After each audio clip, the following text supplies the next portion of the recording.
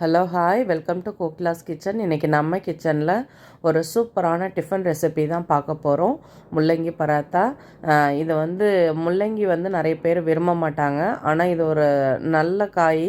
அதை யாரும் அவ்வளோவா லைக் பண்ணி சாப்பிட மாட்டாங்க. குழந்தைங்களும் சரி பெரியவங்களுக்கு கூட இது நீங்கள் முள்ளங்கி கீரையாக இருக்கட்டும் முள்ளங்கியாக இருக்கட்டும் சாப்பிட்றதுக்கு அவ்வளோ விருப்பப்படாத ஒரு காய். அதை வச்சு ஒரு சூப்பரான ரெசிபி தான் நம்ம இப்போ பார்க்க போகிறது.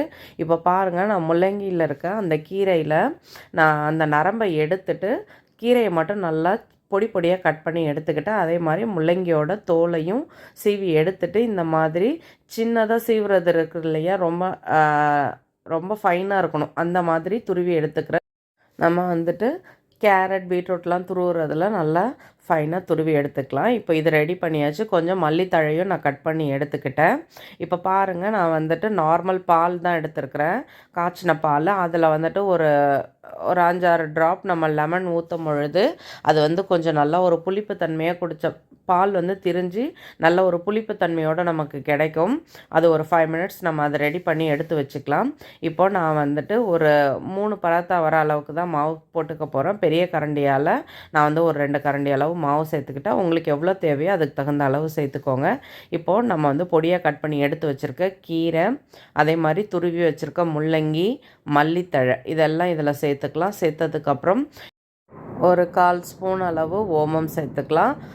ஓமம் பிடிக்கலன்னா ஒரு பிஞ்ச் அளவு மட்டும் சேர்த்துக்கோங்க. இப்போது நம்ம கலந்து வச்சுருந்தா அந்த பால், தேவையான அளவு உப்பு இதெல்லாம் சேர்த்து நம்ம நல்லா மிக்ஸ் பண்ணிக்கலாம். எடுத்த அடுப்புலேயே பால் ஜாஸ்தி ஊற்ற வேண்டாம். முள்ளங்கிலேயும் தண்ணி நிறைய இருக்கும். தேவைன்னா நம்ம சேர்த்து பிசைஞ்சிக்கலாம். இல்லைனா நம்ம எவ்வளோ ஊற்றுறோமோ அதுக்கு தகுந்த அளவு பிசைஞ்சு எடுத்துக்கலாம். இப்போ மாவு ரெடி ஆகிடுச்சு. இப்போ அடுத்து ஒரு பாத்திரத்தில் நம்ம கொஞ்சமாக தனி மிளகாத்தூள், சீரகத்தூள், மஞ்சத்தூள் இது 3த்தையும் சேர்த்து நல்லா மிக்ஸ் பண்ணி எடுத்துக்கலாம். இது அந்த பராத்தாவுக்கு நடுவில் நம்ம போட்டு செய்வோம். காரத்துக்கு ரொம்ப சூப்பராக இருக்கும் இது. இப்போ பாருங்கள், இது நல்லா ரெடி ஆகிடுச்சு. இப்போ அடுத்து நம்ம சப்பாத்தி கட்டையில் நம்ம மாவு ஒரு உருண்டை மாவு எடுத்து வச்சு அதை நல்லா இழைச்சிக்க வேண்டியதான். இப்போது மேலே நம்ம கொஞ்சமாக கோதுமை மாவு தூவிட்டு இதை நல்லா ரவுண்டாக எந்த அளவுக்கு நம்மளால் மெல்லிசாக இழைக்க முடியுமோ அந்த அளவுக்கு இழைச்சிக்கலாம். இதில் மாவு கொஞ்சம் ஜாஸ்தி சேர்த்து தான் நம்ம இழைக்கிற மாதிரி இருக்கும். ஏன்னா காயெலாம் சேர்த்துருக்கிறதுனால அதுலேருந்து தண்ணி ரிலீஸ் ஆகிட்டே இருக்கும். அதனால் கொஞ்சம் இழைக்கிறதுக்கு இதுவாக இருக்கும். ஆனால் நம்ம மாவு போட்டோம்னா இழைக்கிறது ரொம்ப ஈஸி. இதை மாதிரி நான் நல்லா இழைச்சி எடுத்துட்டேன். இப்போ நடுவில் ஒரு ஸ்பூன் அளவு நெய் சேர்த்துக்கலாம். நெய் சேர்த்து இதை நல்லா ஸ்ப்ரெட் பண்ணி விட்டுட்டு நம்ம மசாலா ரெடி பண்ணி எடுத்து வச்சுருக்கோம் இல்லையா, அந்த மசாலாவை இது மேலே அப்படியே மேலே தூவி அதை அப்படியே நம்ம ஸ்ப்ரெட் பண்ணி விடணும். இப்போ நெய் நல்லா ஃபுல்லாக அப்ளை பண்ணியாச்சு. அடுத்து மசாலாவை சேர்த்துக்கலாம். இப்போது இதையும் நம்ம நெய்யோடையே சேர்த்து நல்லா தடவி விட்டோம்னா சூப்பராக அது நல்லா ஸ்ப்ரெட் ஆகிடும். இப்போது நம்ம என்ன பண்ண போகிறோம், ஒன்று மேலே ஒன்று வச்சு அப்படியே மடிக்க தான் போகிறோம். இது அப்படியே லேயர் மாதிரி வரும் நமக்கு. இப்போ பாருங்கள், இதை மிக்ஸ் பண்ணதுக்கப்புறம் நம்ம ஒன்று மேலே ஒன்று வச்சு மடிக்கணும்.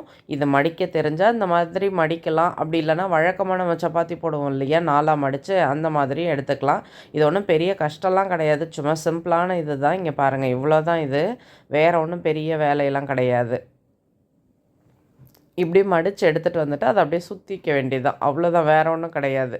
சுற்றிட்டு அதை நடுவில் நம்ம அப்படியே ப்ரெஸ் பண்ணி விட்டுக்கலாம். ப்ரெஸ் பண்ணிவிட்டு அதுக்கப்புறம் மாவு தூவி நம்ம லைட்டாக இழைச்சிக்கலாம். ரொம்ப மெல்லிசாலாம் இழைக்க முடியாது, ஓரளவுக்கு இதை இழைச்சி எடுத்துகிட்டு இப்போ நம்ம தோசைக்கல்லில் போட்டுக்கலாம். இப்போ பாருங்கள், இதை லைட்டாக தான் ப்ரெஸ் கொடுக்கணும். நம்ம ரொம்ப வேகமாகவும் இல்லை மெல்லிசாக இழைக்கணும்னு இழைக்க முடியாது.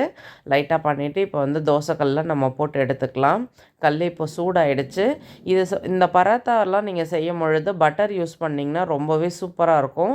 நார்மலாக நம்ம எண்ணெயில் செய்கிறத விட இந்த பட்டரில் செய்யும் பொழுது டேஸ்ட் ரொம்ப சூப்பராக இருக்கும். இப்போ பாருங்கள், இந்த மாதிரி நம்ம சுட்டு எடுக்க வேண்டியதான். சூப்பராக ரெடி ஆகிடுச்சு.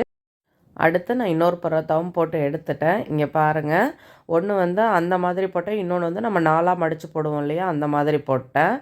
சுட சுட சூப்பராக நம்மளோட முள்ளங்கி பராத்தா ரெடி ஆகிடுச்சு. நீங்களும் வீட்டில் ட்ரை பண்ணி பாருங்கள், கண்டிப்பாக உங்களுக்கு பிடிக்கும். வீடியோ பிடிச்சா லைக் பண்ணுங்கள். என்னோடய வீடியோ உங்களுக்கு யூஸ்ஃபுல்லாக இருந்தால் சப்ஸ்கிரைப் பண்ணிக்கோங்க.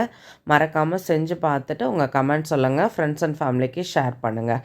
உங்கள் லவ் அண்ட் சப்போர்ட்டை கொடுத்துக்கிட்டே இருங்க. தேங்க்யூ.